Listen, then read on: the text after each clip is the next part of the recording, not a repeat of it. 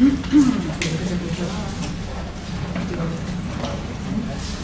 pues vamos a empezar. Lo primero, antes que nada, es agradecerle la presencia de ustedes aquí, el dedicar una hora a un tema tan farragoso y árido como este, tiene mérito. Así que yo creo que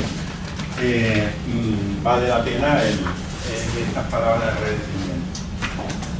Quería comentarles también que la idea, por lo menos eso fue un poco lo que quisimos tener presente, es que esto sea algo lo más práctico posible. Es decir, yo confío y espero en que este rato que vayamos a tener aquí sea productivo. La idea, insisto, es tener una visión práctica de lo que viene, de lo que se nos viene con respecto al tema del impacto. También quiero comentarles que no es algo que implique el hecho de tener que hacer frente a una obligación que sea muy complicada.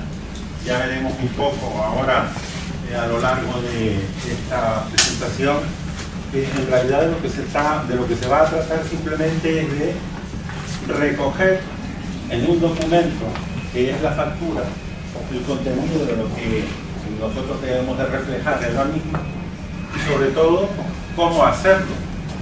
Entonces vamos a empezar por plantear ya las primeras cuestiones. Yo, como decía, voy a intentar dar una visión práctica de lo que es el Verifactus, pero ustedes me van a permitir que haga una pequeña introducción de lo que es el marco normativo del Verifactus, porque yo creo que eso nos va a ayudar a entender también el por qué y nos va a ayudar a entender también el para qué, el cuándo, el cómo. Fíjense ustedes, nosotros cuando hablamos de Verifactus, realmente, ustedes habrán oído esta expresión con frecuencia, sobre todo últimamente, en donde me imagino que además les habrá llegado una información en donde hay contraposición de planteamientos en relación a este tema. Cuando hablamos de Verifactus nos estamos refiriendo, o normalmente nos solemos referir a, de forma, digamos, como les diría yo, coloquial, al reglamento que regula los requisitos que establecen cuáles son las obligaciones que deben de contener los sistemas informáticos de facturación.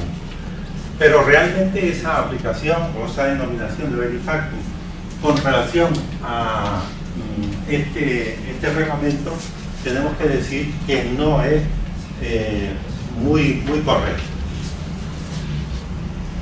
Dentro de ese marco normativo al que nos estamos refiriendo, tenemos que tener en cuenta lo siguiente. El Real Decreto, que es el que regula el deber de pedir y entregar factura, aprobado en el año 23, que es el Real Decreto 1007/23 del 5 de diciembre, establece precisamente cuáles son las obligaciones o los requisitos que debe contener un sistema informático de facturación. Ese Real Decreto viene aprobado como consecuencia o viene a desarrollar el artículo 29.2J de la Ley General Tributaria. Y ese artículo 29.2J de la Ley General Tributaria establece cuáles son los requisitos que debe llevar ese sistema informático de facturación. Requisitos como, por ejemplo, la legibilidad, la inalterabilidad, la integridad, la trazabilidad, la conservación. Si todos estos elementos son requisitos que se exigen y se recogen en el artículo 29.2J de la Ley General Tributaria. Y esa ley, ese artículo, viene desarrollado precisamente por este reglamento. Pero ese artículo se introduce como consecuencia de la aprobación de la ley de medidas de prevención y lucha contra el fraude fiscal, que verán ustedes que en definitiva es lo que viene a establecer el marco dentro del cual se aprueba este Verifactus, porque el Verifactus, ya lo veremos después, viene de alguna manera a intentar evitar lo que es el fraude fiscal. Entonces nos encontramos con que este marco normativo nos va ya a dar pie a conocer cuál es el origen, el motivo, la razón por la cual se aprueba el Verifactu.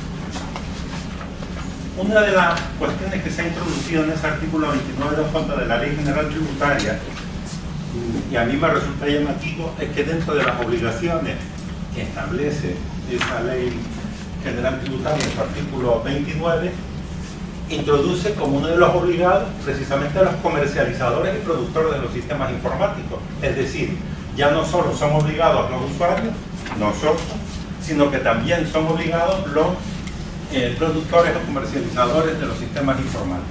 Y esto tiene su razón de ser, porque ellos también se van a ver involucrados en esta historia de lo que es el Verifactu.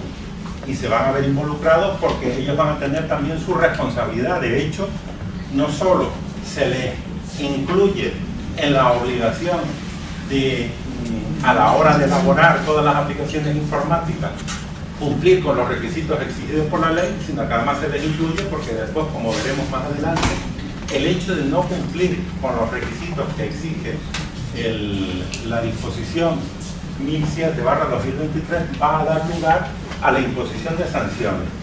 Sanciones que para los comercializadores va a llegar hasta 150.000 euros, pero que a los usuarios nos puede repercutir en una cifra de 50.000 euros.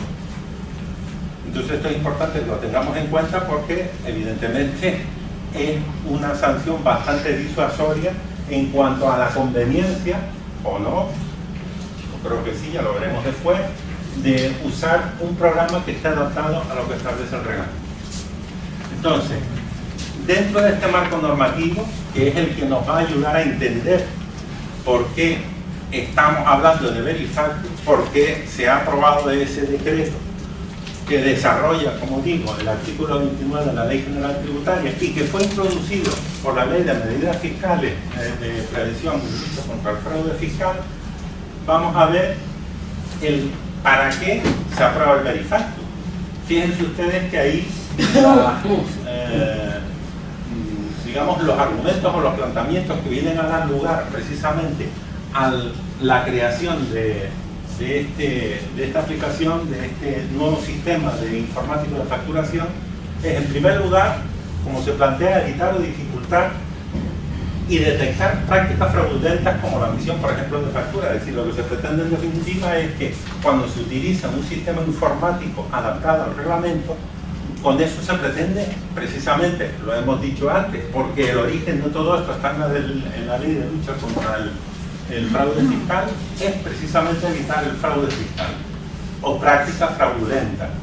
Impedir o reducir significativamente la competencia desleal. Se entiende que todos aquellos que usan un sistema informático que debe de cumplir una serie de requisitos, entre otros, como decía antes, la inalterabilidad, la integridad, la trazabilidad, la conservación, evidentemente va a estar más sujeto a cumplir con lo que establecen las normativas y evitar el fraude, lo cual evita también, a tenor de lo que se plantea en esa disposición, la competencia desleal. Y después a contribuir y estandarizar y modernizar los sistemas informáticos. No podemos perder de vista que esto del Verifactu, de lo que estamos hablando ahora, que vuelvo a repetir, es uno de los sistemas que se utilizan para llevar a cabo la facturación, va a ser un paso intermedio para el paso definitivo que tendrá lugar en el año probablemente 28 para nosotros, personas físicas, y probablemente para las sociedades que no superen un volumen de facturación por encima de los 8 millones. ¿Por qué? Porque llegado ese momento ya sí que será obligatorio la facturación electrónica. Si el Verifactu y facturación electrónica son dos proyectos distintos. El Verifactu es esto de lo que estamos hablando, es decir, nosotros tenemos que adaptar nuestro sistema informático de facturación, ya veremos después en qué consiste, a lo que establece el reglamento. Y otra cosa distinta es la facturación electrónica. La facturación electrónica será lo que tendremos que hacer a partir del año 28 y que será obligatoria en las relaciones que existan entre empresarios y empresarios, lo que se llama la B2B. En ese caso es obligatorio el tener que emitir facturas electrónicas y remitirlas electrónicamente al destinatario de esa factura. Y eso es uno de los pasos que se quiere dar ya para terminar de culminar con ese proyecto de facturación electrónica que está previsto, insisto, para el año 28. Bien, bueno, llegados a este punto, yo creo que antes de seguir vamos a intentar refrescar algunas cuestiones que tienen que ver con la factura, porque yo creo que es importante. Muchas veces suelen preguntarse cómo cumplimentar una factura, qué es lo que debo de incluir en la factura. A veces no se tienen claro cuáles son los elementos que tienen que ver en la factura y la importancia que tiene la factura en el ámbito tributario. Es importante que tengamos en cuenta lo siguiente. Verán ustedes que hay un criterio doctrinal de la agencia tributaria que establece que para poder deducir todo lo que es impuesto repercutido, de imposición indirecta estamos hablando, por ejemplo el IGIC o el IVA, es necesario que tengamos la factura. Necesario y absolutamente imprescindible para poder deducir esto. De tal forma que si yo no tengo la factura, ese IGIC o ese IVA no me lo voy a poder deducir. Pero si nos vamos al artículo 106 de la Ley General Tributaria, sí que se establece la factura como elemento o como documento o como medio preferente para justificar los gastos, sobre todo en la imposición directa, y hablo del IRPF y el impuesto de sociedades, pero eso no quita para que, y así lo hemos visto en muchas ocasiones en resoluciones de la Administración del Tribunal Económico Administrativo, jurisdicción ordinaria, no quita para que puedan haber otros elementos de prueba que sirvan para justificar la realidad de un gasto. Es decir, si para la imposición indirecta es absolutamente indispensable tener la factura, para la imposición directa cabe la posibilidad de que yo pueda deducir gastos acreditándonos no necesariamente con factura, sino por otros medios admitidos en derecho.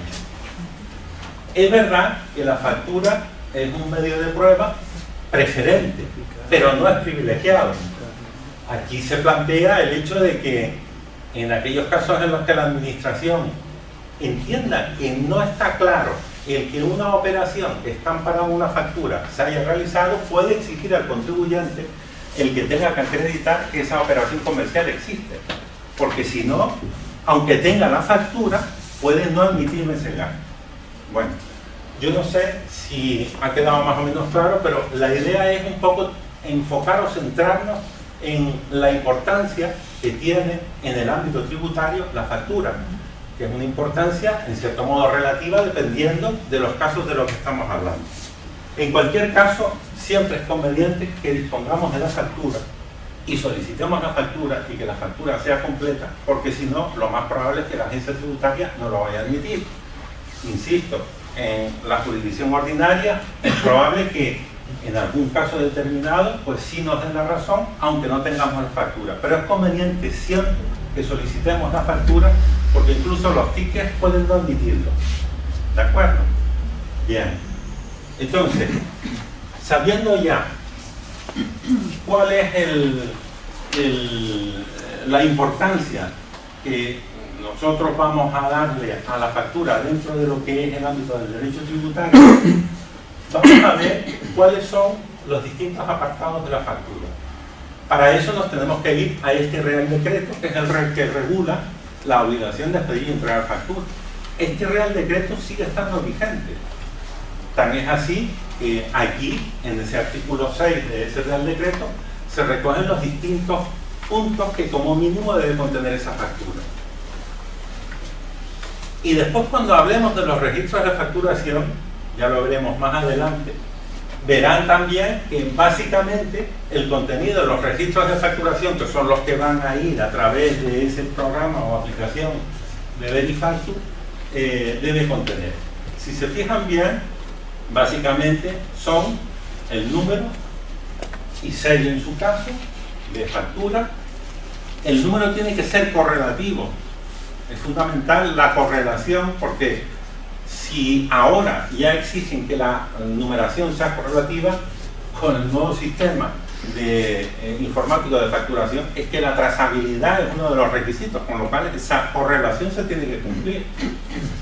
Luego la fecha de expedición, nombre y apellidos o razón social, y NIF y domicilio del obligado a pedir factura, también del destinatario, la fecha de expedición de factura, la descripción de las operaciones, el tipo impositivo según sea el IGIP o sea el IVA, la cuota tributaria y la fecha de realización de las operaciones. Aquí quiero detenerme en un punto, y el punto en el que me quiero detener es el que hace referencia al tema de las retenciones. Yo creo que todos tenemos claro quiénes son los que están obligados, qué clientes son los que están obligados a retenernos. Generalmente los clientes que están obligados a retenernos son, en primer lugar, yo diría que podríamos hablar de básicamente 3 tipos de clientes.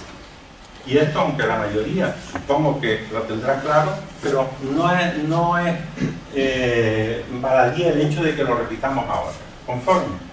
Entonces, un tipo de clientes van a ser el de las personas jurídicas, públicas o privadas.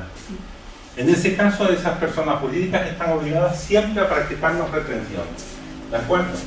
Bien, en segundo lugar, nos vamos a encontrar con las personas físicas que ejerzan una actividad económica y que en el ejercicio de su actividad económica nos encarguen un trabajo profesional.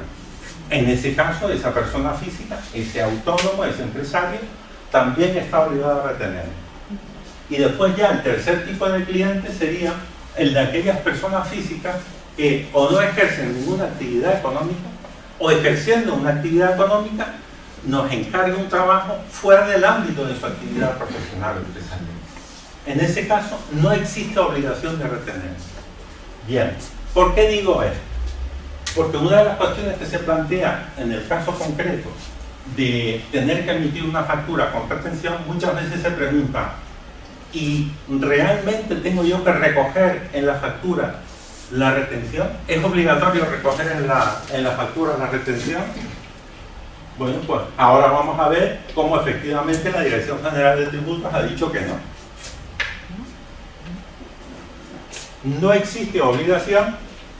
Creo recordar que es en la consulta 1728 del año 15 que la Dirección General de Tributos plantea que no está incluido dentro del artículo 6 del reglamento. Por lo tanto, no es preceptivo que en la factura incluyamos la retención. Eso no significa que no sea conveniente, pero no es preceptivo. Si yo omito consignar en la factura la retención, no estoy incumpliendo lo que dice el reglamento. Conforme. También dice esa consulta que el hecho de no incluir en la factura la retención no exime al pagador de tener que practicar la retención correspondiente. Eso también tenemos que tenerlo claro. Es frecuente que en muchas ocasiones cuando nosotros emitimos una factura y no incluimos la retención, el cliente nos llame y nos diga, oye, la factura está mal, tienes que rectificarla, tienes que corregirla porque no has incluido la retención. En realidad no hay que corregirla, porque yo la factura la he hecho bien, no tiene retención, pero porque no estoy obligado. Eso no significa, insisto, que sea conveniente recogerla en la factura.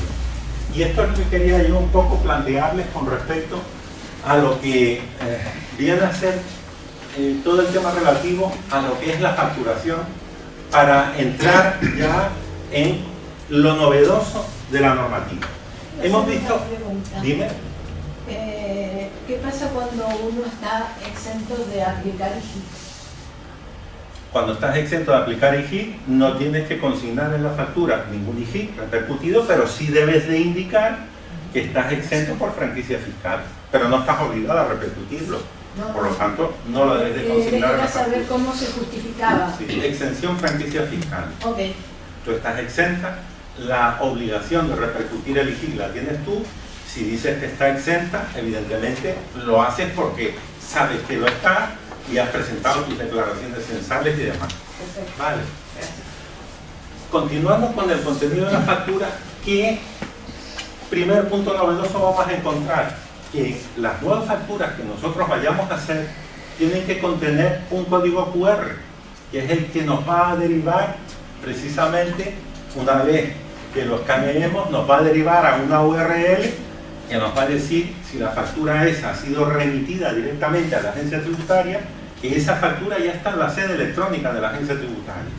Incluso el hecho de que la factura tenga el código QR como un elemento distintivo del nuevo sistema de facturación, lo han considerado como un toque de calidad frente al cliente, porque el cliente cuando vaya a coger la factura y vaya a escanearla, va a ver que ya el profesional ha declarado esa factura y la ha depositado en la agencia tributaria. Bien, y veremos después que existen dos sistemas de facturación. Uno de ellos es el que se llama Verifactu, y ese sistema de facturación debe además de contener la frase factura verificable en la sede electrónica de la agencia tributaria. ¿De acuerdo? Dentro de los dos sistemas de facturación, uno de ellos, que es el Verifactu, debe de contener esa frase como un elemento nuevo en lo que es la factura. Bueno, ¿Qué significan las siglas SIF? SIF es Sistema Informático de Facturación. Vale. Sí. Que en definitiva es de lo que trata el reglamento. Es decir, cuando nosotros hablamos del reglamento Verifactu, estamos hablando del reglamento que regula los sistemas informáticos que yo utilizo para facturar. Ahora vamos a ver, porque nos vamos a ir entrando en el proceloso mar de las discusiones que hay acerca de si estoy o no obligado a tener que adaptar mi sistema informático de facturación a lo que establece el nuevo reglamento. Entonces, ahora vamos a lo que nos decía, preguntaba Elsa, ¿qué es SIF? Pues SIF es Sistema Informático de Facturación.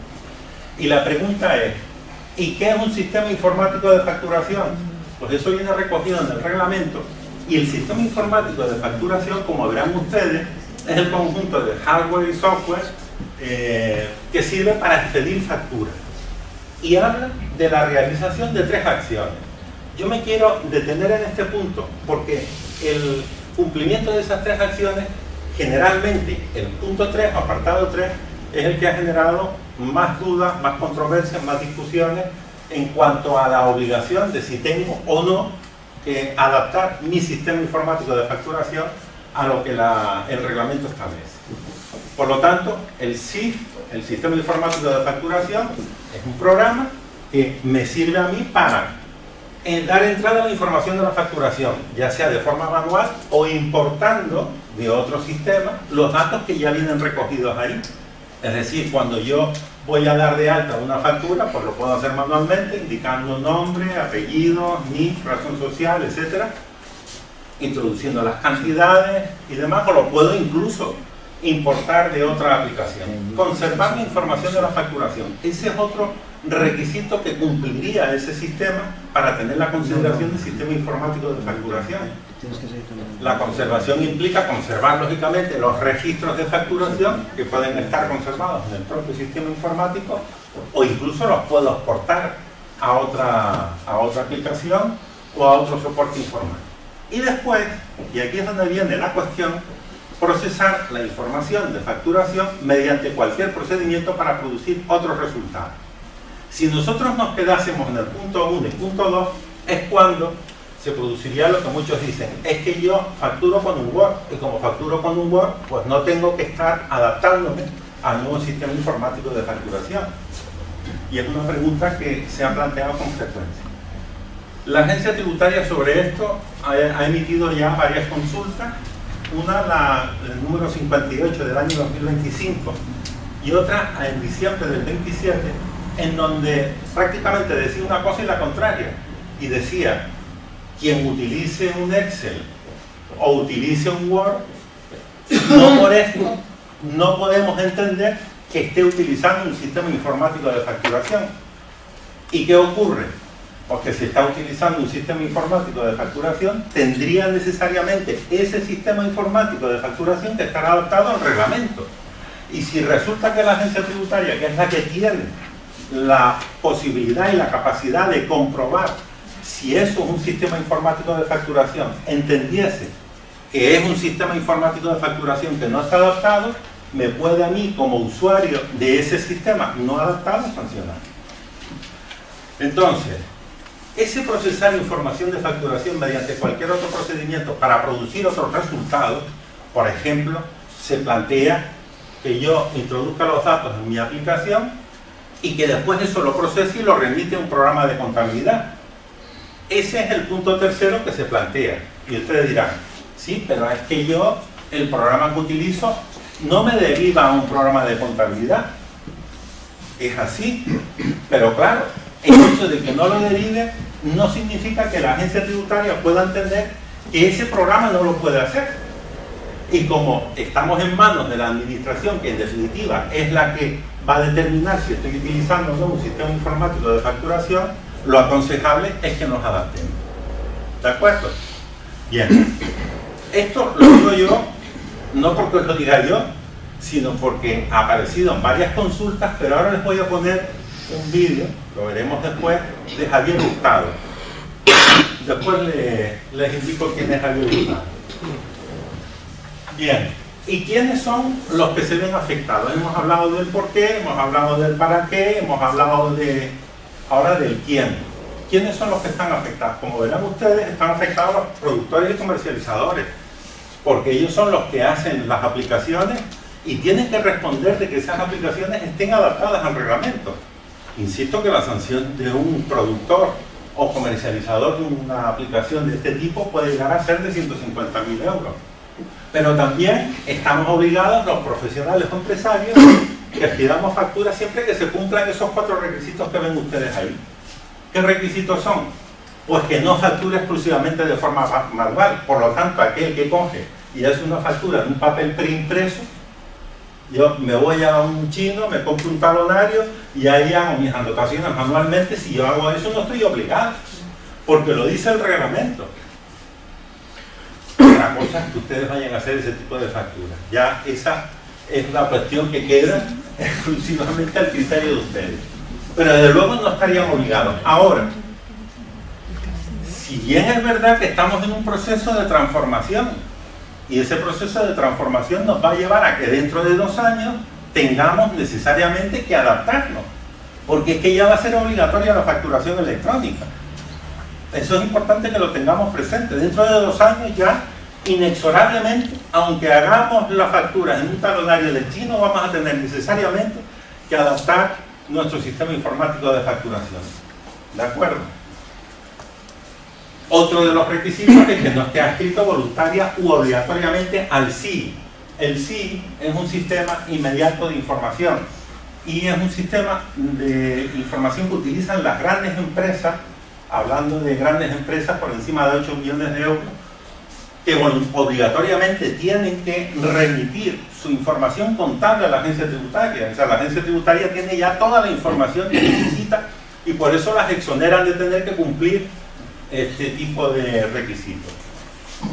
Tampoco aquellos que tengan su residencia fiscal en el País Vasco o en Navarra, y tampoco aquellos que dispongan de alguna resolución que les exima. La administración está capacitada para poder conceder la exención de tener que llevar o adaptar los sistemas informáticos de facturación a quienes, por cualquier circunstancia que previamente haya solicitado a la administración, entienda que no existe obligación de llevar ese sistema informático de facturación. Son cuestiones muy puntuales para tener derecho a esa exención, y además es una exención que hay que solicitar y tiene que conceder la administración.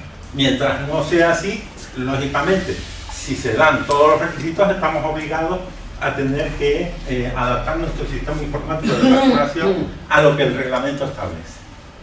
Entonces, la pregunta ¿es preciso adaptarse al reglamento?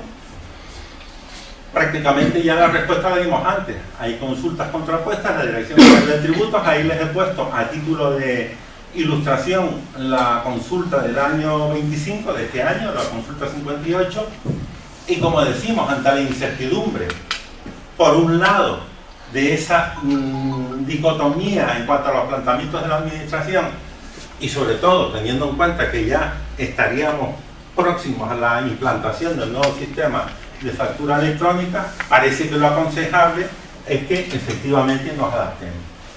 Y eso, como decía antes, lo dice entre otros este señor. Este señor que ustedes ven aquí se llama Javier Hurtado, es inspector de Hacienda. Y yo no sé si tuvieron oportunidad de ver el otro día la charla que impartió en el Consejo Superior sobre este tema, pero ha sido además uno de los promotores, uno de los que ha intervenido en la redacción de este proyecto, del proyecto Verifal. Y él, a preguntas de alguien que le está entrevistando, pues da su opinión de lo que cree que deberíamos hacer.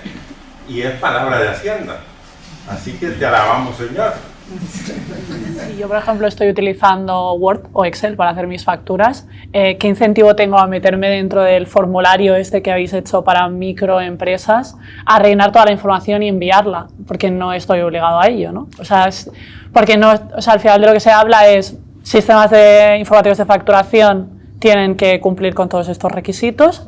Word y Excel, según las preguntas frecuentes de la agencia tributaria, han quedado un poco en una nebulosa. No están obligados a esto. ¿Por qué entraría yo a este formulario a rellenarlo todo y a enviarlo a la agencia tributaria si no estoy obligado?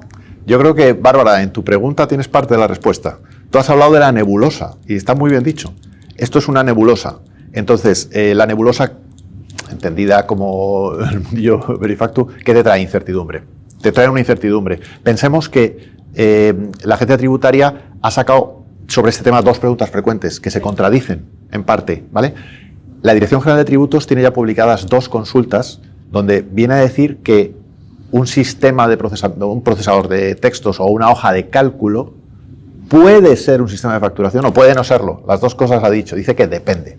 O sea, ha dejado en una nebulosa, porque tú dices una nebulosa. La nebulosa te trae incertidumbre. Aquel que no quiera pisar terreno de incertidumbre tiene una posibilidad de incorporarse al formulario del que yo estoy hablando. Por otro lado, también es cierto que, vale, yo puedo seguir haciendo posiblemente en papel mis facturas o en un procesador de textos o lo que sea, puedo hacerlo. Pero también tengo que pensar en el futuro. Cuando yo mañana tenga que hacer una factura electrónica, ya no va a existir esa posibilidad. Por el caso más típico sería el típico profesional que tiene 6 facturas al año, una cada 2 meses, y dice, no me voy a plantear dar el salto. Vale, no te vas a plantear dar el salto hasta que tengas que hacer factura electrónica, porque la única forma de hacer una factura electrónica es con un sistema de facturación electrónica. Y el sistema de facturación electrónica es un sistema de facturación, por lo tanto, tiene que estar adaptado a Verifactu. Entonces, es como dar una patada para adelante y decir, cierro los ojos y sigo. Otra, que es la que yo propongo, es abre los ojos, mira lo que te viene encima y piensa que tú vas a cumplir con tus obligaciones fiscales, porque entiendo, yo me estoy dirigiendo solo a personas que son cumplidoras de sus obligaciones fiscales. Voy a cumplir con mis obligaciones fiscales. No me cuesta nada meter las facturas en un sistema, en un formulario o en un aplicativo muy sencillo de los que están en el mercado, y me quito de problemas y de incertidumbres. Claro, pero al final la factura electrónica está enfocada a todo lo que es relación de negocios, pero si yo, por ejemplo, tengo una floristería en el barrio y le vendo todo a particulares, no va a llegar la factura electrónica para mí, ¿no? Correcto. Para el B2C, en principio, la factura electrónica no alcanza. Si vendo ramos de flores y vendo plantas, al final, o sea, ni entrego nada a mi cliente. Le doy la planta y eso pasa a día de hoy. No están entregando ni un ticket muchas veces. Bueno, pero eso no está dentro de la ley. En principio, si estás obligado a expedir facturas o facturas simplificadas, tienes que hacerlo. O sea, yo ya digo que solo estoy hablando para cumplidores. Para incumplidores no estoy hablando. Ya para eso hablamos otro lenguaje, pero que no corresponde al día de hoy. Que es el lenguaje de las inspecciones fiscales y de los requerimientos y todo eso. Entonces, la idea es, si tú eres un empresario que estás cumpliendo y evidentemente estás vendiendo al público, necesitas un sistema por el que factures. Tendrás un datáfono y con ese datáfono vas a cobrar las operaciones. Entonces, incorporar a ese datáfono la lógica de Verifactu no es algo especialmente complicado ni caro y te va a simplificar la vida hacia el futuro. Pero bueno. No sé si te respondo, Bárbara. Sí. Al final era un poco entender todo esto y saber qué incentivo tengo yo, ¿no? Porque se habla mucho, pues, de la gente que no cumpla con Verifactu, van a haber multas, ¿no? 50.000 euros, todo ese tipo de cosas. Pero se ha pensado en incentivos más que solo en tener el miedo con la multa encima de la mesa. Hombre, el incentivo que yo veo más importante es que cuando llegue el momento de presentar mis autoliquidaciones voy a poder cumplimentarlas de una forma más sencilla. Ese para mí es el principal incentivo, o sea, no tener que al final del trimestre empezar a recopilar cosas y sacarlas de un lado y de otro. Si el sistema estuviera completo, es decir, mucha gente se integrara en Verifactu, yo lo que tendría prácticamente es toda mi autoliquidación de IVA lista para descargarme los datos y presentarla. Entonces, creo que eso es un incentivo en forma de asistencia en el momento de la declaración, porque aparte de pagar impuestos, que es siempre costoso para la gente, pero es que luego encima el coste adicional de cumplir con las obligaciones, eso es tiempo, y el tiempo pues vale dinero etcétera. Entonces, yo sí pienso que hay una cierta ventaja en esa línea, además de cumplir la ley, que es obligatoria y que, que está ahí, que efectivamente tiene sanciones, etcétera. Pero... ¿Y cómo os imagináis el 2026 desde la Administración, desde Hacienda? Pues hombre, yo creo que el 2026 va a ser ajetreado, cuando todos los contribuyentes, todos los empresarios se sumen o implementen todas las modificaciones. Van a surgir miles de dudas, miles de preguntas, vamos a tener que seguir trabajando en preguntas frecuentes para aclarar esas dudas y pienso que será bastante apretadillo. O sea, el año 2026 considero que vamos a tener que trabajar muchísimo todos. Quiero que quede clara la idea de que el objetivo principal para nosotros es la implementación del sistema, conseguir que el sistema se aplique con la máxima amplitud posible. Por lo tanto, no estamos pensando tanto en la sanción. Sanción, bueno, cualquiera puede verlas, están ahí en el 201 bis, pero más que sancionar, la idea nuestra es intentar favorecer que todo el mundo se incorpore. Es muy parecido, si recordáis, a lo que se produjo con el suministro inmediato de información, que en los primeros años, de hecho yo creo que en los primeros año y medio, una cosa así, no se hicieron ni sanciones ni prácticamente ni requerimientos. Entonces, nuestra idea es la misma, es conseguir que la mayor parte de la gente se adapte y ya habrá tiempo más adelante de sancionar o de lo que sea, pero de momento la idea nuestra es esa, la adaptación. ¿Tenéis una visión en aquellas personas, formas jurídicas varias, ¿no?, se incorporen a Verifactu?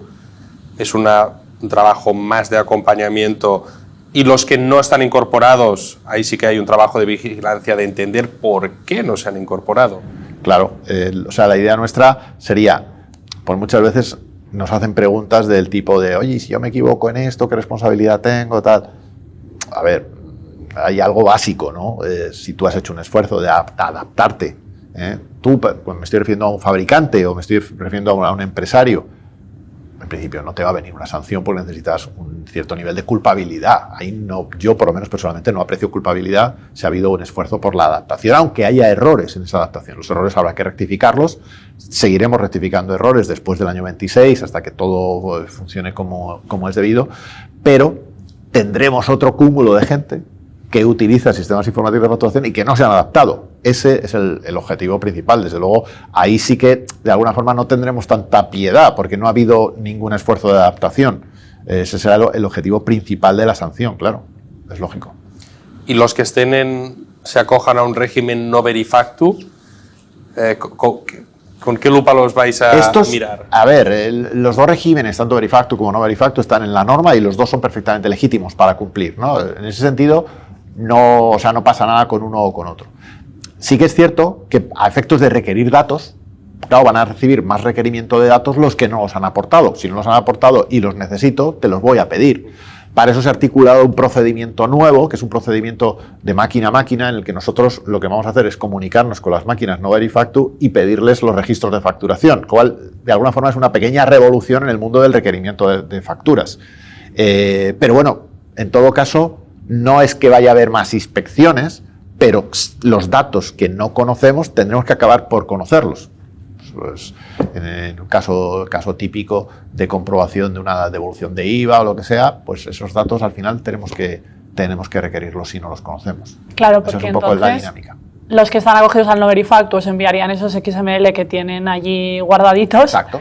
Pero ¿qué pasaría con aquellos que hablábamos antes que utilizan Word, Excel y demás, y que estos cómo se les va a requerir esa información? Claro, los que no tengan un sistema informático de facturación en sentido propio, sí, pues primero chequearemos que efectivamente no lo tienen y una vez que chequemos eso, pues nos lo aportarán como nos lo aportaban ahora. Normalmente se vienen pidiendo los libros registros codificados en Excel, normalmente se piden y bueno, pues eso seguirá como hasta ahora.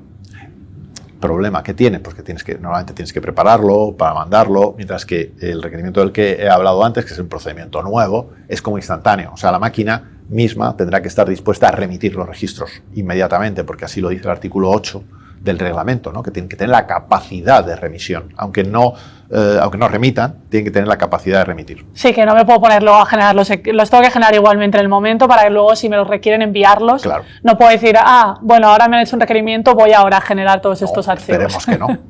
Tienes que tenerlos, claro. Vale. Sí, sí. Y ¿Qué nivel, qué evolución de la penetración esperáis desde Hacienda? ¿Qué estimaciones manejáis de la penetración del Verifactu dentro del tejido? Una cosa de la que no hemos hablado, que son los plazos de entrada en vigor de las obligaciones y demás, sí que quiero decir un par de palabras, y es que nosotros ya estamos trabajando en real. O sea, ya estamos trabajando en real. Se abrió el día 23 de abril, el día San Jordi, se abrió para todo el mundo, todos los sistemas de Verifactu. Nosotros actualmente tenemos 300.000 registros ya entrados en el sistema. Y no es un solo software el que nos los ha remitido. Es decir, tenemos una veintena ya de softwares que nos están remitiendo regularmente registros.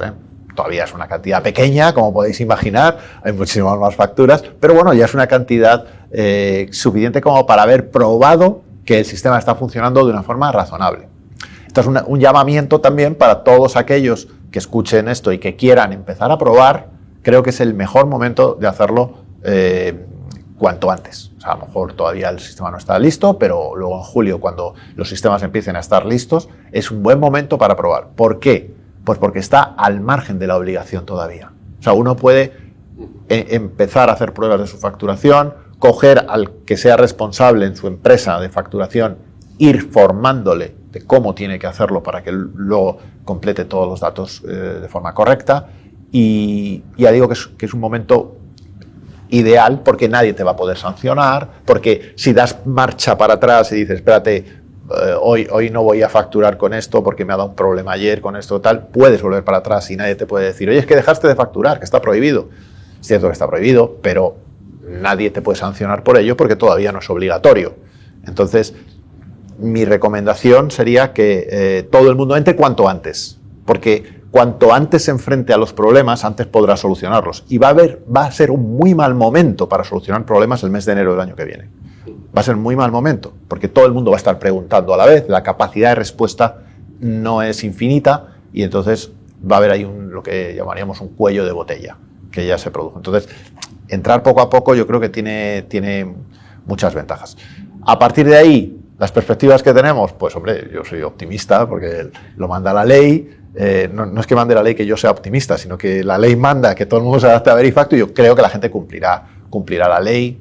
Hay un régimen sancionador que está ahí y entonces entiendo que la mayor parte de los empresarios lo cumplirán. También creo que todas las asociaciones de intermediarios fiscales, de colaboradores sociales, están ya trabajando en ese mundo. Y por supuesto todos los fabricantes, de desarrolladores de software y demás, también están haciendo en su propio ámbito, alguna parte del cual es con asesores fiscales a su vez, una campaña de difusión de forma que ya casi todo el mundo, digo casi todo el mundo porque a veces te sorprende, pero casi todo el mundo conoce ya la existencia de Verifactu, las necesidades de adaptación y los plazos. Entonces, confiamos en que cuando llegue el momento de la verdad, pues todo el mundo esté a bordo.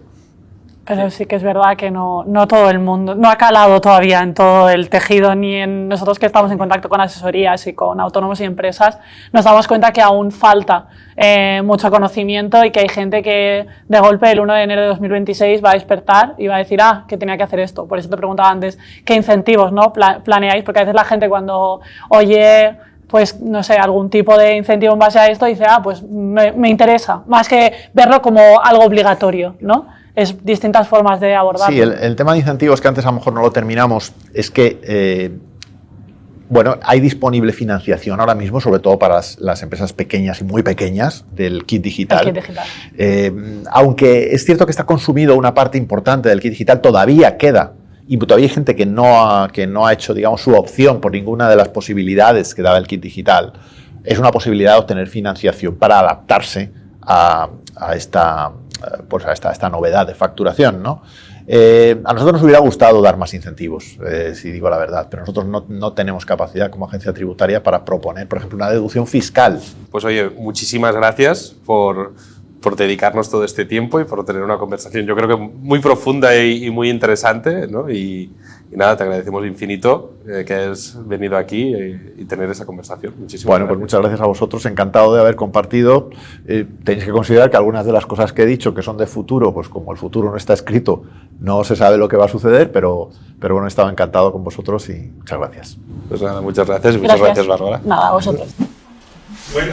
Pues yo creo que queda claro. Esto es lo que dice Hacienda. Por viva voz, lo han oído ustedes. Así que, bien, hemos hablado del por qué, del para qué, hemos hablado también de quién, y ahora vamos a hablar del cuándo. Verán ustedes que hay dos fechas. Bueno, esto ha experimentado distintos atrasos. Es decir, saben ustedes que se habló de la implantación de este sistema para julio de este año, pero no fue posible porque no se pudo aprobar el reglamento. Aprobado ya el reglamento, en el Real Decreto 254 del año 25 se establece un nuevo plazo, modifica al reglamento que regula los sistemas informáticos de facturación y establece dos nuevos plazos, que son el 1 de enero del 26 y el 1 de julio del 26. El 1 de enero del 26, ¿para quién? Pues para aquellos que están sujetos al impuesto de sociedades, es decir, en general, las personas jurídicas privadas, sociedades limitadas, sociedades anónimas, UTES, etc. Y a partir de julio del 26 para el resto.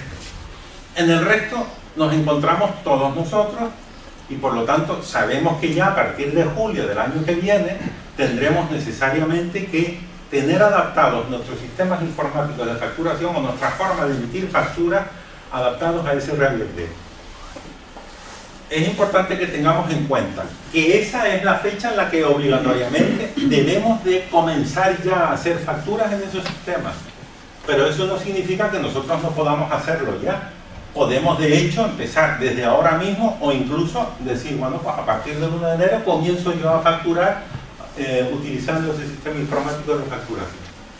Eso es importante que lo tengamos en cuenta. Y segunda cuestión, hay algunas entidades, sociedades civiles, saben ustedes que las sociedades civiles profesionales, que son aquellas que se han adaptado a la ley 2/2007, que es la que regula las sociedades profesionales. Estas sociedades civiles tienen la particularidad frente a otro tipo de sociedades de carácter mercantil que tributan en el impuesto de sociedades, tienen la particularidad que tributan en régimen de atribución de renta. ¿Esto qué significa? Porque la sociedad no es sujeto pasivo del impuesto de sociedades, sino que lo son los socios, por atribución. Es decir, cada uno de los socios integrantes de la sociedad recibe o se le atribuye en su declaración de la renta el beneficio que le corresponde en función de su participación. Pues para este tipo de sociedades que funcionan en régimen de atribución de renta, el plazo sería el 1 de julio, el obligatorio. ¿Por qué? Por lo dicho, no tributan en el impuesto de sociedades, sino que lo hacen a través de renta en la sede de cada uno de los socios que forman parte de la sociedad. Por lo tanto, tenemos claro ya las fechas en las que es de obligado cumplimiento la utilización de los sistemas informáticos de facturación. Bueno, ¿y qué opciones son las que tengo para poder facturar conforme a este reglamento? Pues tengo dos opciones. Una, que es adquirir un sistema informático del mercado que cumpla con lo establecido en el Real Decreto que regula el deber de expedir e integrar facturas mediante sistemas informáticos, o utilizar para eso una aplicación informática que ya pone a disposición la agencia tributaria a cada uno de los contribuyentes. Tienen ustedes una guía de usuarios que se las hemos impreso, pero que también pueden acceder a ellas a través de la agencia tributaria. Y con respecto a esta guía tengo que decirles que yo la he estado manejando, es bastante intuitiva. Ustedes que son unos máquinas en tema informático pues no tendrán ningún inconveniente en poder utilizarla. Es muy intuitiva, es relativamente sencilla. Ahí en esa guía de usuario verán cómo ir accediendo. De todas formas les he puesto también ahora un vídeo, una especie de tutorial que nos va a ayudar también a ver cómo acceder a esa aplicación. El otro día, precisamente, a propósito de este tema, le preguntaban a Javier Hurtado, en la charla que dio en el Consejo Superior, si existía algún número limitado para poder emitir facturas a través de esa aplicación de la agencia tributaria. Y hombre, él decía que en principio esta aplicación está pensada para pequeñas empresas o profesionales. Y él decía que en el ámbito en el que estaba en el Consejo Superior de Arquitectos, entendía que era muy adecuada, muy apropiada para ese ámbito profesional, en general para todos los profesionales. Por lo tanto, es una herramienta que nos puede ser útil para poder cumplir con esta obligación de llevar ese sistema de facturación conforme a lo que establece el reglamento. Y otra cuestión también, que yo creo que puede ser de interés, se le preguntó. Saben ustedes que cuando nosotros vamos a emitir facturas a la administración tenemos que utilizar el sistema FASE. Y claro, la pregunta es, ¿y ahora cómo queda esto de Verifactu y FASE? Él decía que no son incompatibles, que se puede seguir facturando a la administración por el programa que se está facturando, porque además es un sistema informático de facturación, pero añadida. Este sistema informático de facturación, de FASE, no está adaptado al reglamento. Pero claro, no es responsabilidad nuestra. Y parece ser que ellos están trabajando para intentar conseguir que esa aplicación se adapte, entre otras cosas porque la propia administración. O sea que habrá que seguir facturando porque obligatoriamente hay que hacerlo a través de FASE, pero no es incompatible con, por otro lado, facturar a través de esta aplicación, por ejemplo, de la agencia tributaria, la Verifactu. O sea, no es incompatible significa que tienes que emitir la factura dos veces. No, Ah, no.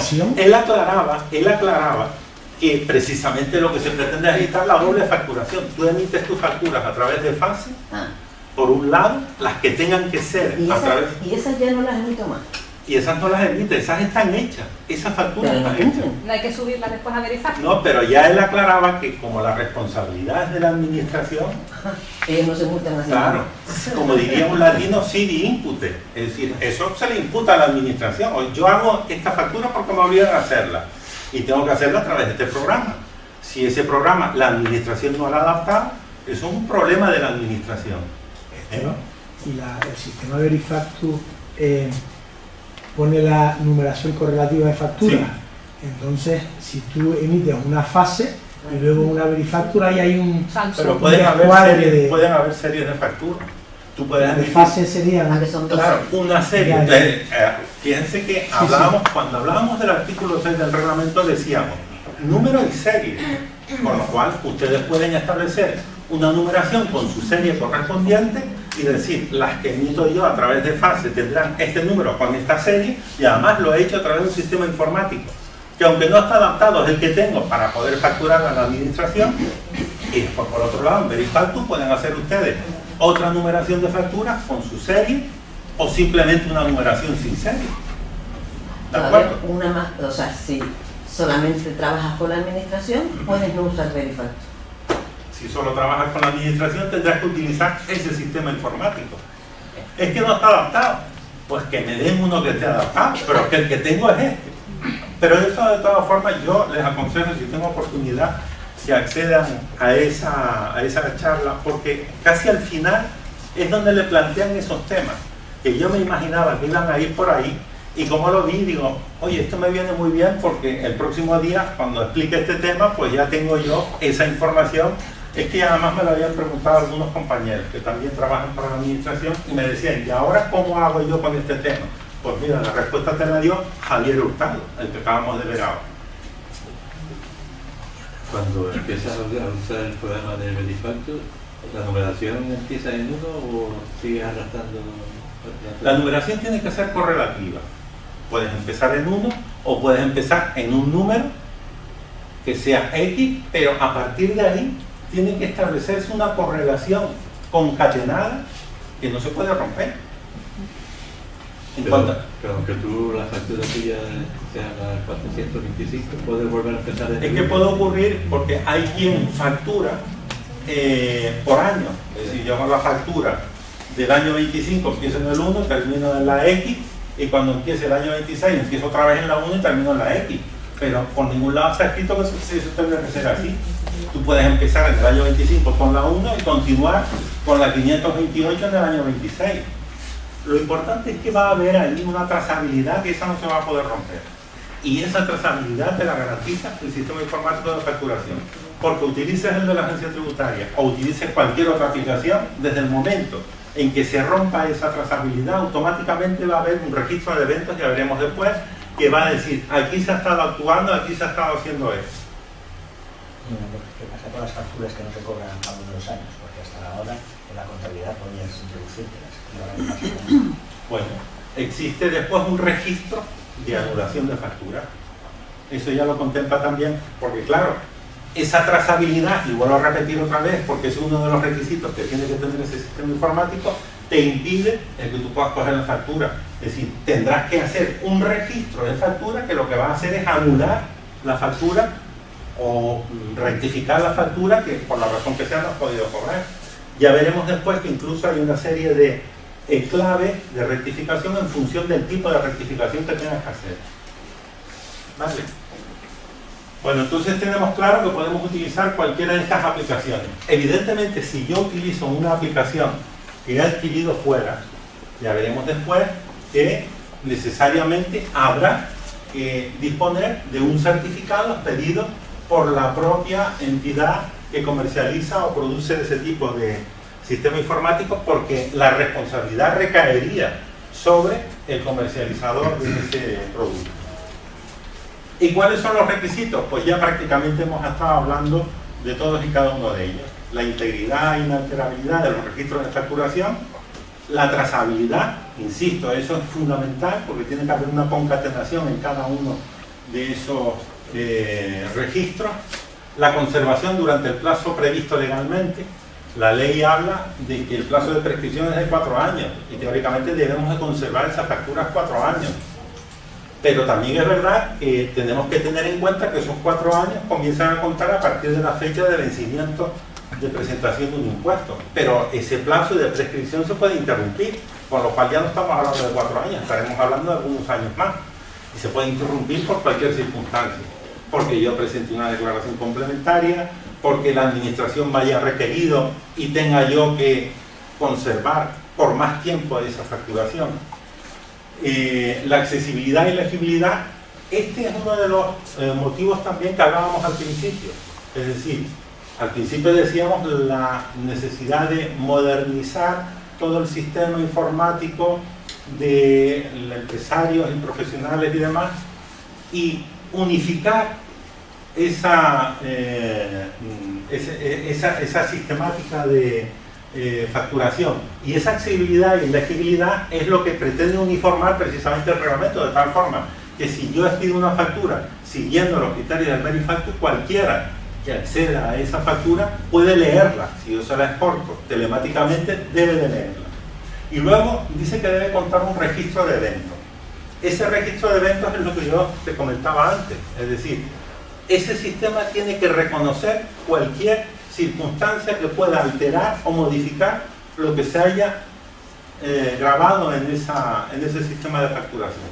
De tal forma que el registro de eventos es como una especie de chivato. Aquí en tal fecha se hizo tal cosa. Pero ese registro de eventos no va a existir en el sistema de la aplicación Verifactus, porque en la aplicación Verifactus la remisión de la factura es inmediata a la administración.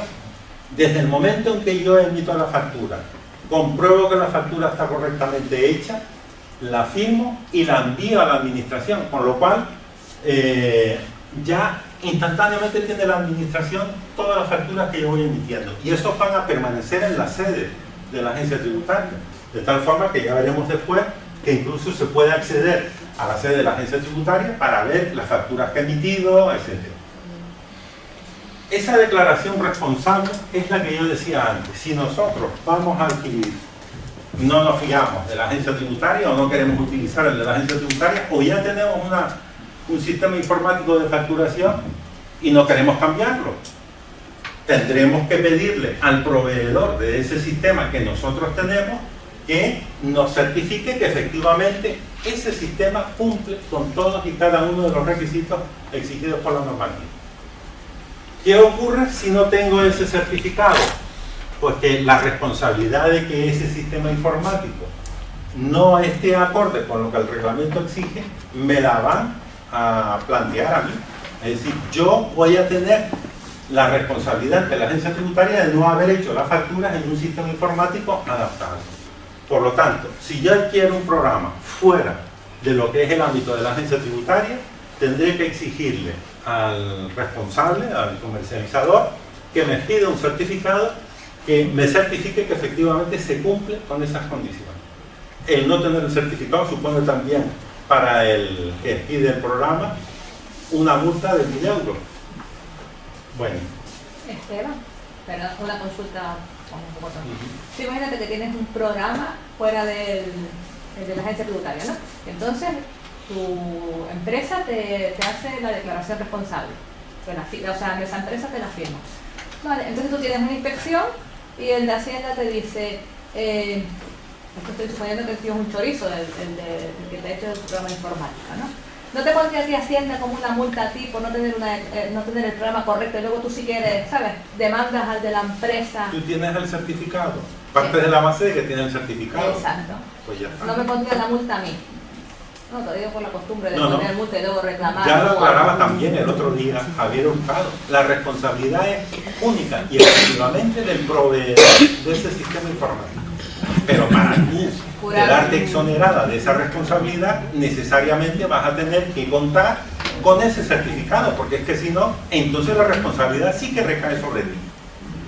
Y ese certificado es conveniente que se conserve durante todo el plazo de prescripción. Pero es conveniente que se conserve porque puede ocurrir. Imagínense ustedes que hoy adquiere un sistema informático X y se lo adquiere a la empresa X. La empresa me da su certificado. Dentro de 2 años no me interesa esa aplicación porque no me resulta interesante y prefiero cambiarla. Adquiero otra aplicación a otro proveedor. Pero claro, si dentro de 2 años tengo yo una comprobación de hace 2 años, me van a preguntar si la aplicación que yo utilicé hace 2 años, que era de otro comercializador, está adaptada. Y para eso tengo yo que conservar, por lo tanto, el certificado. O sea, el certificado lo tenemos que conservar mientras no hayan prescrito los impuestos, porque nos lo pueden pedir en cualquier momento. Entonces, Esteban, a la administración hay que pedirle, los que utilizan FASE, hay que pedirle ese certificado. La administración no está adaptada. Pero el certificado no se lo vas a pedir, o si se lo vas a pedir no te lo van a dar porque no está adaptado. Claro, ¿qué ocurre? Que como el único programa, la única posibilidad que tienes tú para poder hacer la factura es a través de ese programa, pues no te queda otro remedio. Ya el otro día decía, y me reitero mucho, porque yo creo que es interesante, decía Javier Hurtado, que por lo visto están ahí trabajando para, en la medida de lo posible y lo más rápido que se pueda, adaptar el sistema informático FASE al nuevo reglamento. Este habría sido lo suyo, que empezáramos todos a usar FASE para todo y no estar con 40 cosas.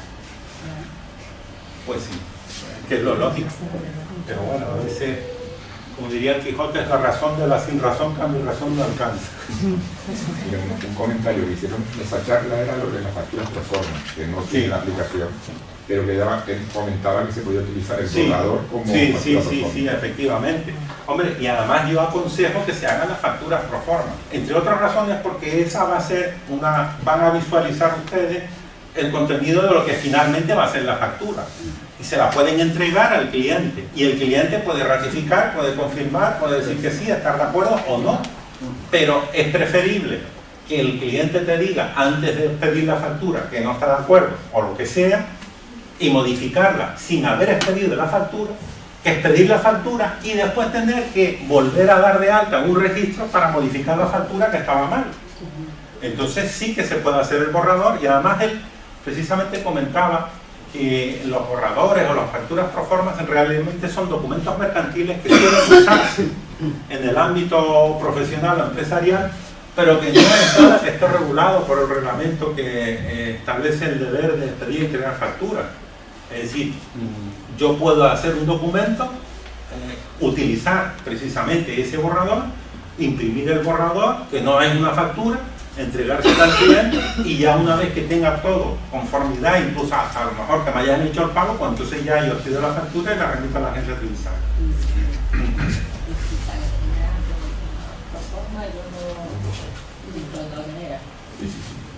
Están estas dos modalidades. Están la modalidad Verifactu, que es la que comentamos. La aplicación de la agencia tributaria es de esta modalidad Verifactu, que se caracteriza porque, como se dice aquí, se remiten de forma inmediata a la agencia tributaria todos los registros de facturación que nosotros vayamos a dar de alta. Y esa se caracteriza además porque dos cuestiones que es interesante que tengamos presentes. Primera, tienen menos exigencias en cuanto a requisitos. Por ejemplo, el tema de los registros de eventos no se exige aquí, entre otras cosas porque yo la factura la remito inmediatamente a la agencia tributaria. Pero además, el que utilice la modalidad Verifactu va a estar, no digo que exonerado, pero va a quedar prácticamente eliminado de la lista de posibles sujetos comprobados por la agencia tributaria. El que utilice no Verifactu, dado que ese sistema informático de facturación no obliga a remitir o no exige remitir inmediatamente la factura a la agencia tributaria, sí que puede efectivamente ser objeto de requerimiento por parte de la agencia tributaria, porque la agencia tributaria no tiene esa información. Y entonces la agencia tributaria quiere saber si esa persona, ese profesional, está o no utilizando un sistema informático adaptado a lo que establece el reglamento. Por lo tanto, las posibilidades de recibir requerimientos de la agencia tributaria utilizando un no Verifactu es muchísimo mayor que utilizando un Verifactu. Y desde luego, utilizando un Verifactu no te van a pedir que acredites si el sistema está adaptado, porque ya la administración lo sabe. ¿De acuerdo? Entre otras cosas porque, como vimos antes, el sistema o la modalidad Verifactu, además del código QR, tiene que indicar que se trata de una factura verificable en sede de la agencia tributaria. Y estas son las dos modalidades, no hay más. Estas dos. Hay quien dice, hombre, yo prefiero el no Verifactu porque yo, para estarle comunicando a la agencia tributaria mis facturas, mis datos y tal, pues prefiero no hacerlo. Bueno, cada uno es dueño de hacer lo que estima oportuno.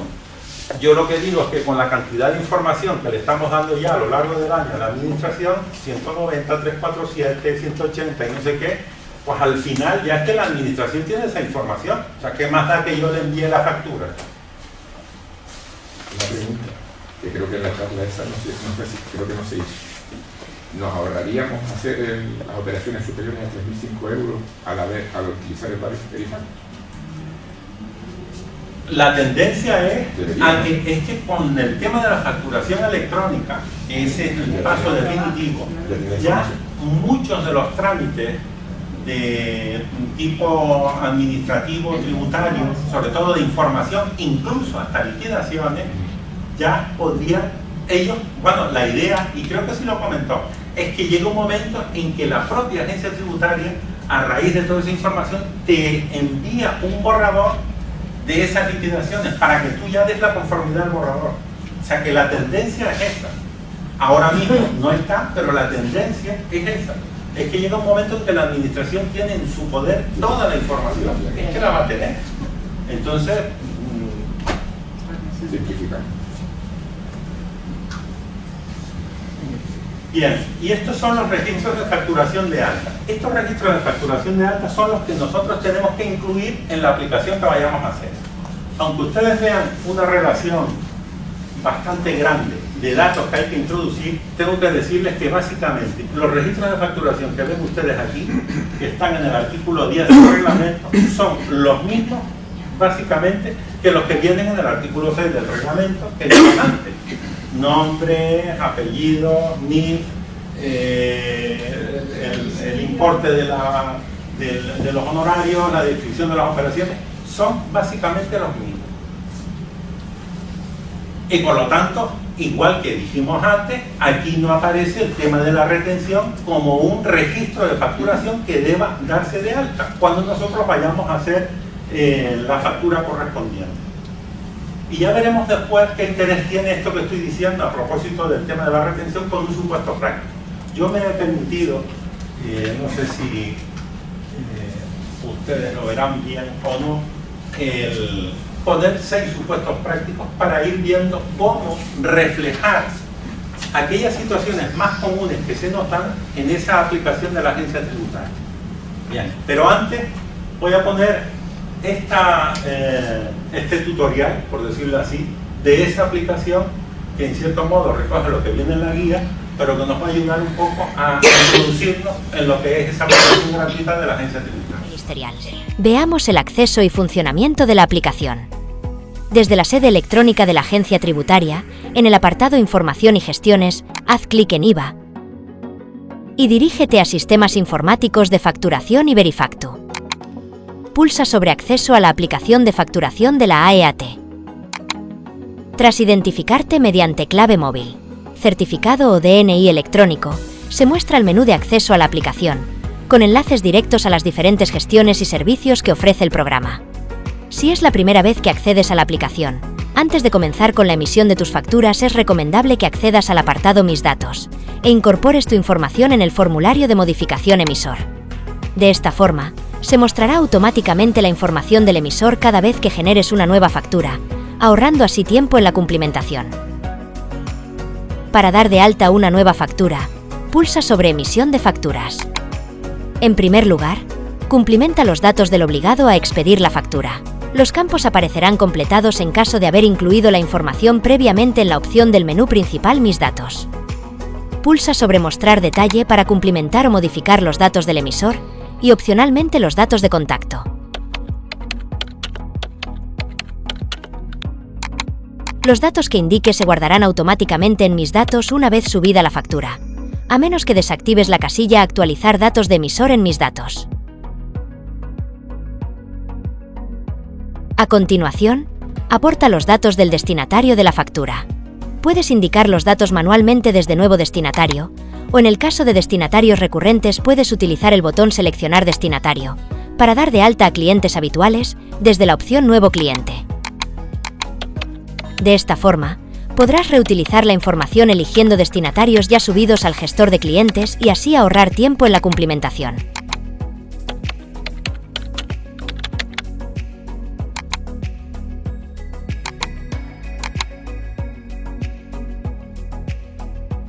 Seguidamente, incorpora los datos relativos a la identificación de la factura. En primer lugar, indica el número de serie y el número de la factura. Con el fin de que tus facturas registradas tengan una numeración correlativa, es recomendable que previamente configures las series con la numeración y el tipo de facturas. De esta forma, se asignará el número correspondiente a cada factura que registres, sin necesidad de hacerlo de forma manual.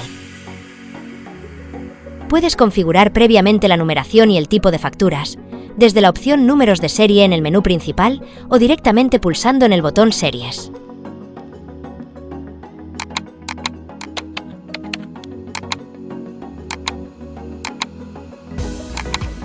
Selecciona las opciones correspondientes al tipo de factura y cumplimenta la fecha de la operación y la descripción de la misma. Para indicar los productos y servicios de la factura, dispones de dos opciones. Desde el botón Recuperar producto o servicio, puedes importar los datos de un producto o servicio recurrente en tus facturas, que hayas incorporado previamente desde el gestor de productos o servicios, disponible en la barra de la parte superior del formulario y en el menú principal. O puedes introducirlos manualmente desde el botón Añadir producto o servicio. Cumplimenta la descripción del producto o servicio, la cantidad y el importe. La base imponible se calculará automáticamente.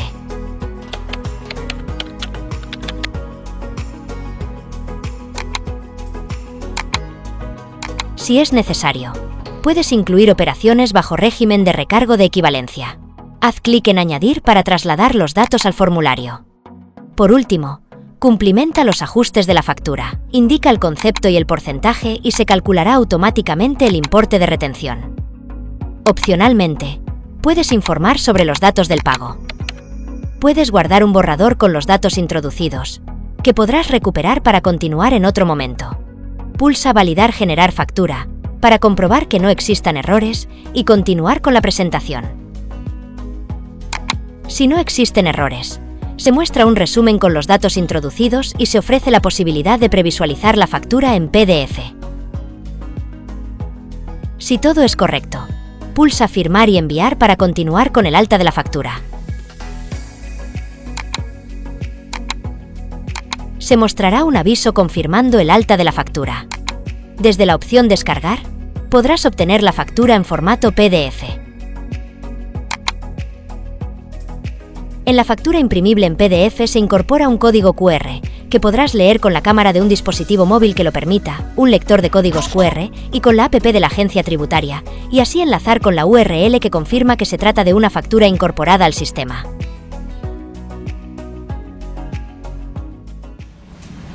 Como verán, tiene bastantes funciones que están muy bien. O sea, yo pienso que es un programa que puede ayudar a cumplir con ese requisito.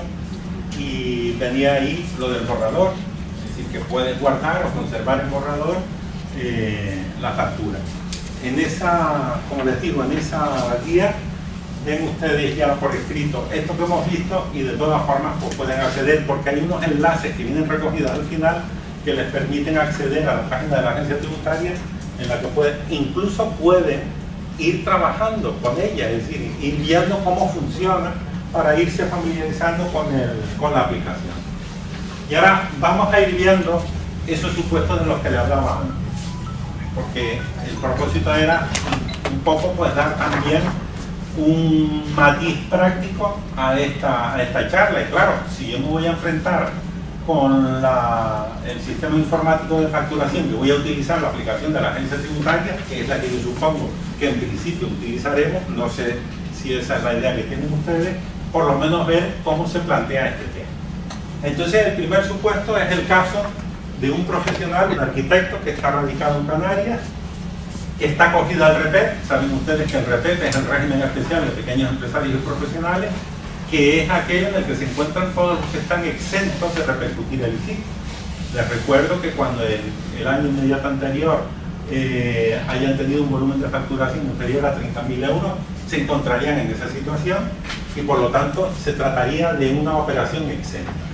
¿Qué es lo que nosotros tenemos que, a la hora de pedir factura, tener en cuenta? ¿Y cómo lo recogemos en la aplicación? Ven ustedes que aquí hay 4 claves que son básicamente las que tenemos que tocar. El tipo de factura, la F1, que es factura completa. De hecho, nosotros en esta aplicación solo podemos emitir facturas completas. Las facturas simplificadas no están previstas utilizarlas y tampoco las podemos usar nosotros. Nosotros tenemos que emitir facturas completas. Luego se trata de un arquitecto que está radicado en Canarias, impuesto a la aplicación el impuesto general indirecto canario, tendremos que dar la clave 3 y luego tendremos que ir en cuanto a clave régimen IGIP al apartado 18. Ahora veremos cómo se recoge esto en la aplicación. Régimen especial de pequeño empresario y profesional. Y luego tenemos que indicar la clave 7, que se trata de una operación exenta porque así lo establece el artículo 110 de la ley 4/2009. Estos 3 puntos son los que tendremos nosotros que incluir en la página de la agencia tributaria. En esa que acabamos de ver ahora tendremos que acceder. Entonces en la clasificación tipo de factura, primero el impuesto es el impuesto general indirecto canario tal como aparece en la flecha y como hemos visto antes.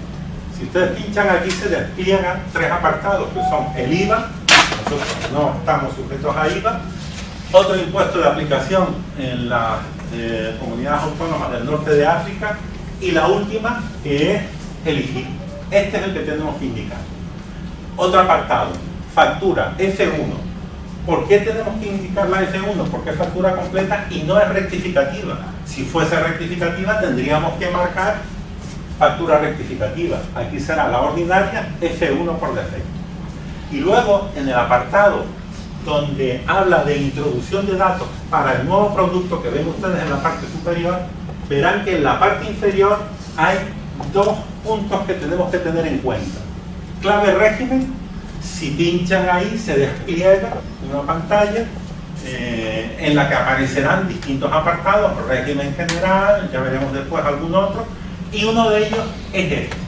En el caso de que estemos exentos tendremos que ir a ese apartado, pinchar, desplegar la pantalla y pinchar en el 18. Y luego la operación, en este caso se trata de una operación exenta, volver a hacer lo mismo, pinchar y verán ustedes que uno de los apartados que aparecen recogidos ahí hace referencia a la exención artículo 110 ley 4/2002. O sea, esto es lo que tendríamos nosotros que tener presente en el supuesto hipotético de que nos encontremos en el caso de estar exentos. Vamos a ver otro supuesto. En este caso estamos hablando de un arquitecto que está en el régimen general, radicado en Canarias, presta un servicio a un cliente que está situado en Canarias por el que se pide una factura ordinaria. Pues aquí lo mismo que antes. El tipo de factura es el mismo, impuesto de aplicación el mismo, el IGIP, clave, régimen general. No está en el régimen de exención, está en el régimen general. Y luego, cuando nos pide calificación de la operación, hay un apartado que dice S1 operación sujeta y no exenta sin inversión del sujeto pasivo. Pues este sería, digamos, los 4 apartados que debemos tener en cuenta cuando vayamos a cumplimentar la factura. ¿Y cómo lo debemos de hacer? Pues exactamente en la misma pantalla que vimos antes y en los mismos puntos. Impuesto, IGIC, factura F1, operación régimen general, justo donde antes nosotros habíamos colocado el 18, que era para las operaciones exentas, aquí tendremos que indicar operación régimen general. Y luego que se trata de una operación sujeta y no exenta sin inversión del sujeto pasivo. Yo no sé si tienen alguna duda o quieren aclarar algo con respecto a esto. Insisto que es muy intuitivo y muy sencillo, no tiene ningún problema.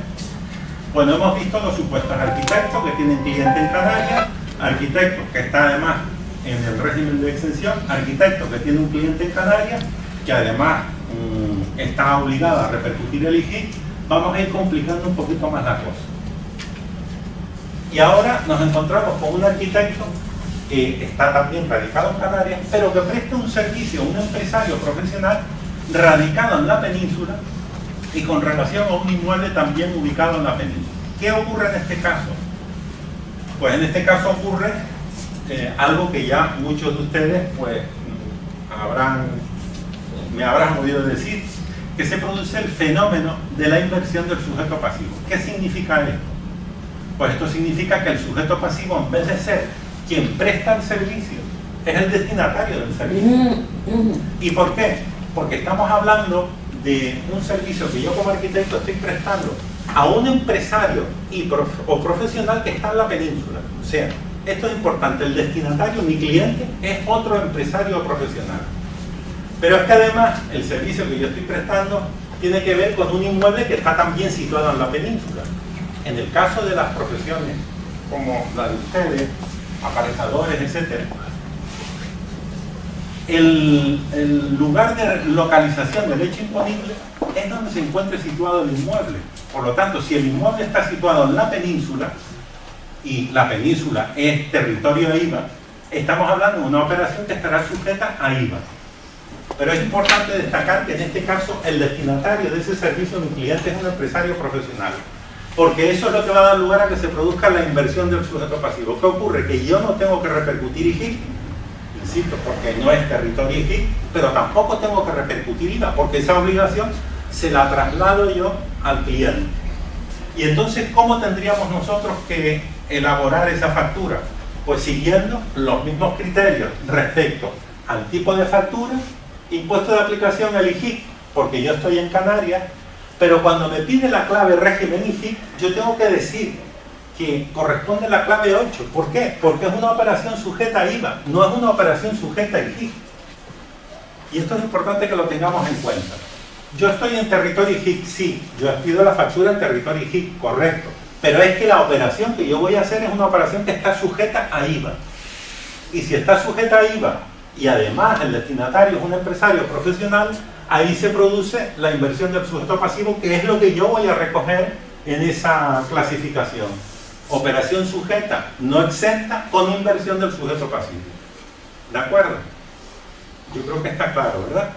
Tú eliges todo este tipo de cosas y solamente pones el bruto de la factura y lo demás te lo calcula el propio programa. Sí, sí te lo calcula.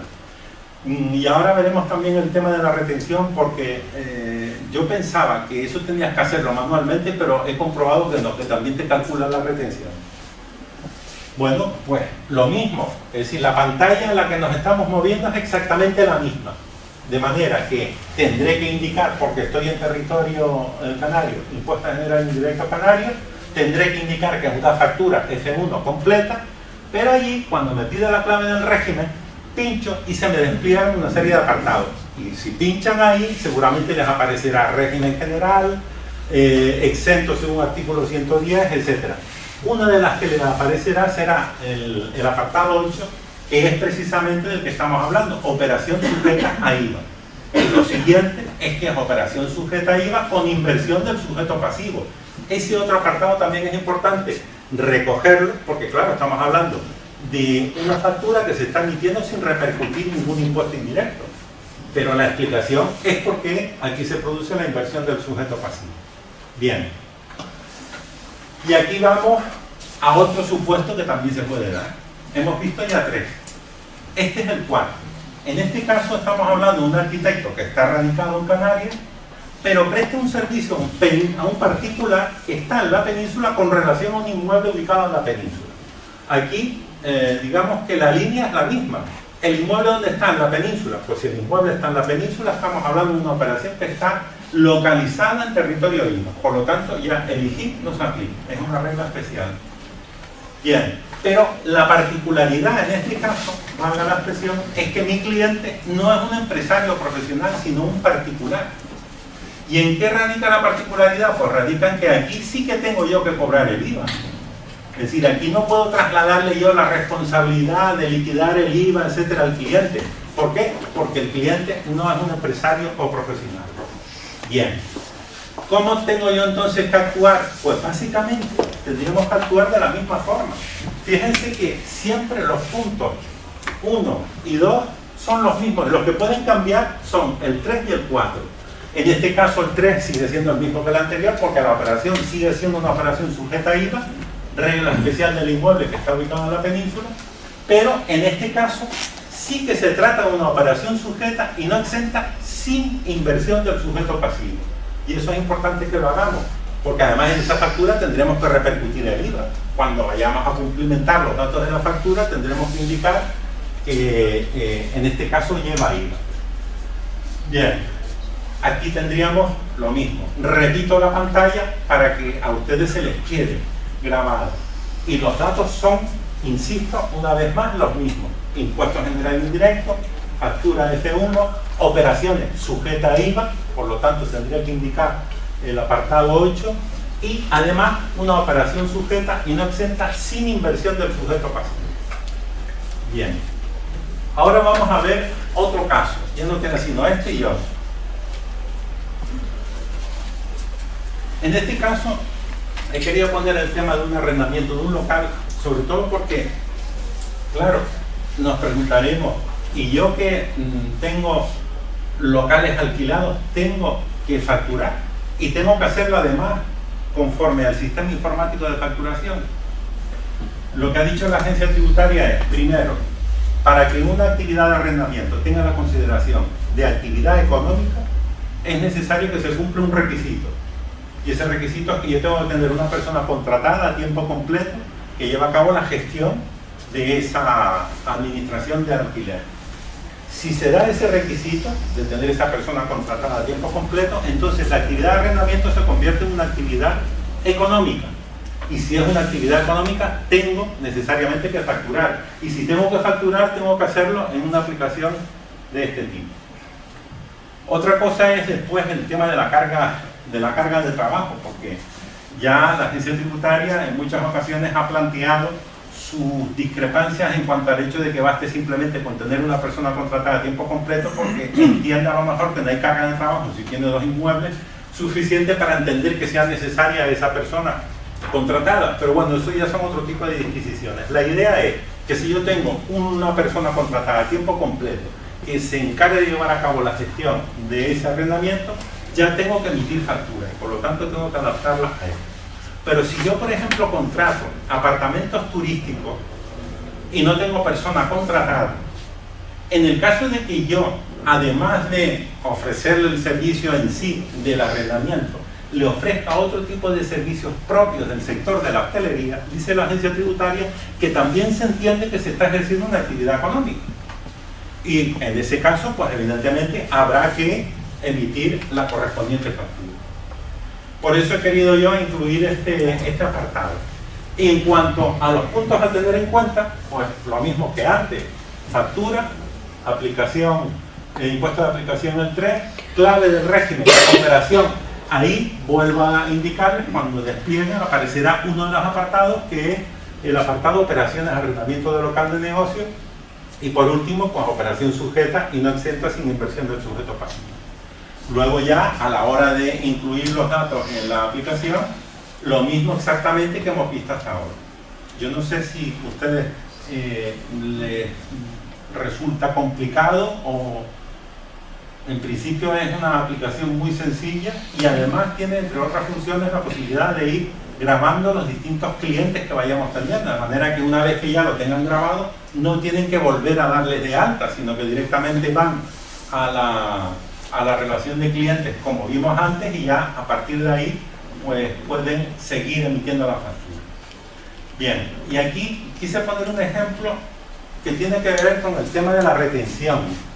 En este caso se trata de un arquitecto, bueno, que emite una factura y la particularidad de este supuesto es que indica en la factura la retención practicada. No es que en los casos anteriores no tuviese la obligación de hacerlo, pero aquí quise poner especial atención en este apartado, por lo que después les comentaré. Bueno, en este caso es una operación normal, factura, impuestos generales indirectos canarios, operación sujeta al régimen general y operación sujeta y no exenta sin inversión del sujeto pasivo. Bien, aquí la particularidad que tiene es la introducción del tema de la retención. El resto es exactamente igual que hemos visto antes, pero hay un apartado que verán ustedes que dice ajustes de factura, y en ese apartado donde se dice ajustes de factura es donde tendría yo que incluir el concepto de retención, porcentaje y el importe de la retención, que eso ya automáticamente lo calcula la aplicación. ¿Por qué he querido introducir este apartado? Recuerden que al principio dije que dentro de los datos que obligatoriamente tiene que tener una factura no aparecía el tema de la retención. Recuerdan que les dije también que incluso la Dirección General de Tributos ha dicho que no es obligatorio consignarla, lo cual no significa que el cliente tenga la obligación de retener. Pero es que lo mismo ocurre en este caso. Y de hecho, entre los registros de facturación no aparece la retención, pero la aplicación permite que se incluya. Bien. ¿Qué trascendencia tiene esto? Imagínense ustedes que ustedes emiten una factura y no incluyen la retención.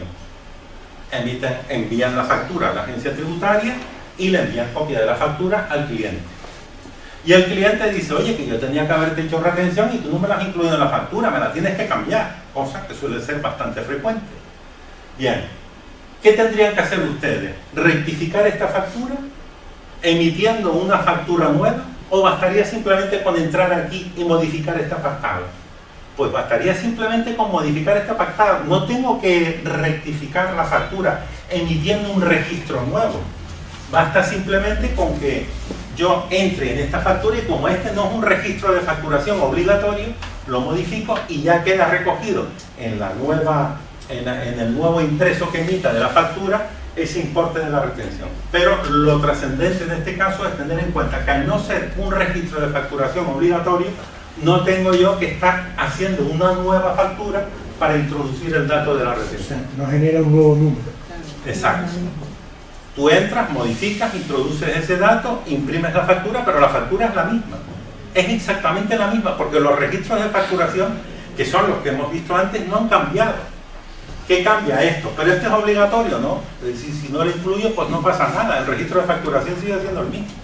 Esteban, una vez que yo haya puesto el primer número de serie de factura, la siguiente vez que vaya a facturar me aparece automáticamente el concepto. O sea que hay que en cualquier caso pensar muy bien cómo vamos a calificar la primera para tenerlo. Claro, de hecho, fíjate, en la aplicación, tal como vimos antes, tú introduces en un apartado donde tú puedes introducir el número, ya introduces el número y la serie, de manera que a partir de ahí todas las que tú vayas haciendo se van automáticamente y de forma correlativa numerando. O sea, con lo que, tal y como dijiste antes, vincular las facturas ahora a un año de emisión ya no va a ser posible, porque uno no puede en cualquier caso modificar. Tú puedes cerrar el año y el año que empiece entras en la aplicación, en el apartado número y serie y puedes volver a empezar con...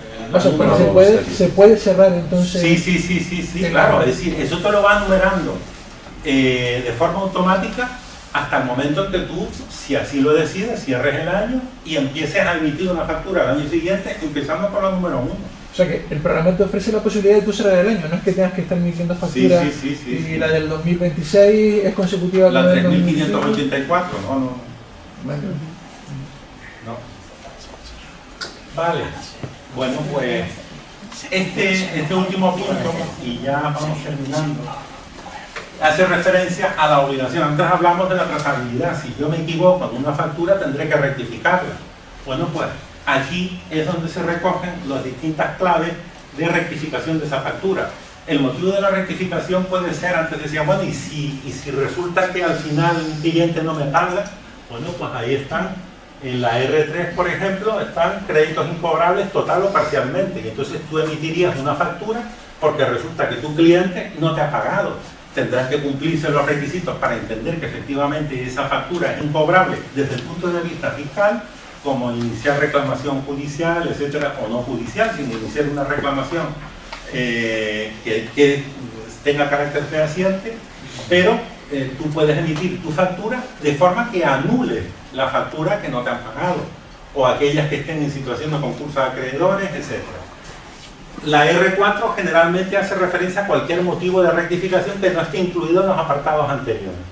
Y luego la factura rectificativa puede ser o sustituyendo a la anterior, de forma que esa reemplaza o anula la original, o bien por diferencia, de manera que no anula ni reemplaza, tendrás que emitir una factura nueva, pero con las diferencias que se tengan que emplear en esa nueva factura que se emite. A propósito de reemplaza y anula, decía el otro día Javier Hurtado, no sé si tú lo habrás visto, pues me da la impresión de que tuviste la oportunidad, que él, la agencia tributaria está permitiendo el poder emitir factura falsa, o sea, factura falsa. Bueno, empleó la expresión factura falsa, en fin, facturas que no respondan a la realidad y después anularlas, para que eso les permita o la gente pueda trabajar con la aplicación. Bueno, pues es una posibilidad. Yo podría entrar en el programa, hacer todas estas operaciones, emitir una factura que no responda a la realidad e inmediatamente anularla. Y parece ser que en la agencia tributaria lo están permitiendo porque es una manera de que tú trabajes con el programa. Tremendo riesgo, ¿no?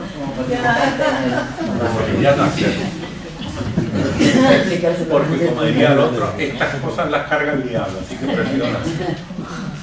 Bueno, y ahora aquí les voy a poner una aplicación, también está en la página web de la agencia tributaria, donde les explica otro tipo de funciones que tiene la...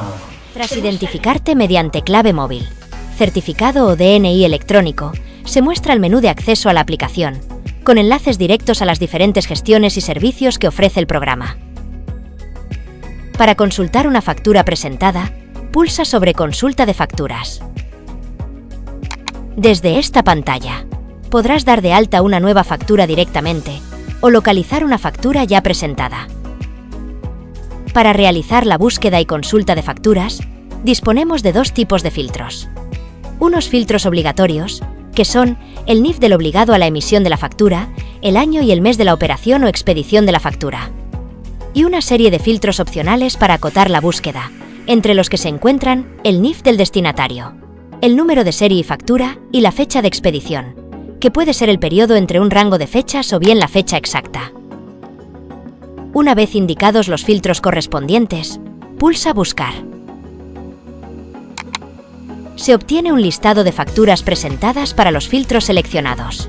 Para ver el detalle de la factura de tu interés, haz clic sobre el número de serie de la factura. Se mostrará una nueva pantalla con el detalle de la factura. En la parte superior, encontrarás un menú con las diferentes utilidades disponibles para gestionar tu factura. Desde la opción Descargar, puedes descargar la factura en formato PDF, en la que se incorpora un código QR que permite al destinatario de la factura verificar que ha sido emitida a la EAT. Las opciones de anular, subsanar factura o generar factura rectificativa enlazan con las aplicaciones correspondientes. Con la opción Copiar factura, puedes copiar los datos de la factura seleccionada para reutilizarlos en una nueva, permitiendo seleccionar los bloques de datos de la factura que necesites utilizar.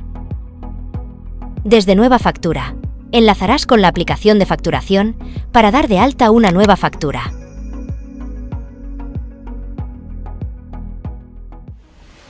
Pues estas son otras aplicaciones. Quería comentarles antes de que se me olvide también que una pregunta que se hace mucho es si en un estudio, por ejemplo, donde hay varios arquitectos, varios profesionales, pueden utilizar todos los profesionales la misma aplicación. Es decir, si compran un sistema informático de facturación, por ejemplo, y lo instalan en el estudio, pueden utilizar todos el mismo sistema, lo pueden utilizar. La agencia tributaria ha dicho que sí, pero cada uno tiene que utilizar sus propios registros de facturación de forma independiente.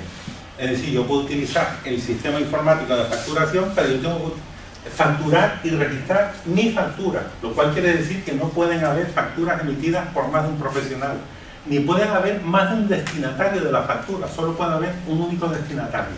Ese es otro dato también que quería comentar, porque con frecuencia se ha planteado la posibilidad de que se puedan emitir facturas, sobre todo cuando hay a lo mejor colaboraciones puntuales, y para no estar emitiendo más de una factura, al cliente pues emitir una factura con 2 arquitectos con series distintas. Ahora ya eso no va a poder ser posible porque cada uno tiene que tener sus propios registros de facturación.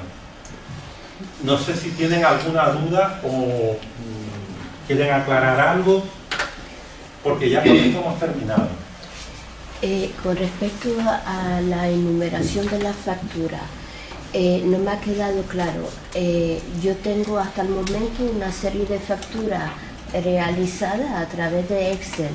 Cuando yo me meta aquí por primera vez, tengo que obligatoriamente utilizar el número 1 de factura. Puedes poner el número de factura que siga, que corresponda. Claro, ten en cuenta además que fíjate que la fecha de inicio es el 1 de julio.